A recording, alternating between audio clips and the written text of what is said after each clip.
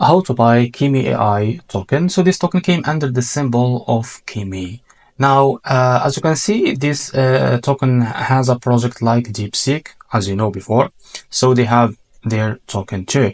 So before we start, this is not financial advice. I'm not professional or economic expert. So before investing in any project that you find on my channel, please do your own research. Also, there is a referral code down in the description. You can get free money, rewards on crypto with the best referral code. Simply goes below. Fund your account and enjoy the benefits. Check the amount in the description.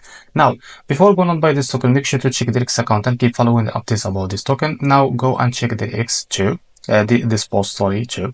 So as you can see, this token, it's available on the screener. It's created just 2 hours ago. It's very new token and increased by 200% in the last 24 hours. The liquidity also are locked by 100%. That's mean your investment in the safe place. This token also trending right now number 2 on Solana section. Now to be able to buy this token, it's easy and simple. Just copy the token address from here. This token address, as you can see, it's under the Solana network. Now open your fund wallet for that.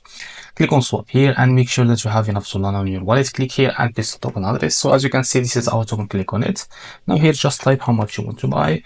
So here you will be able to see how much you receive. Now after that, select the provider, for example, Jupiter, and make sure to read all of that information here and click on swap, and you will be able to redirect to the Jupiter provider page to be able to buy this token. So if you face any issue, go back to this page and switch the slippage from here or custom it, because the most issues came from the slippage, and after that you can be able to buy this token. So this is how to buy Kimi token. If you found this very helpful, please like and subscribe. See you in the next video.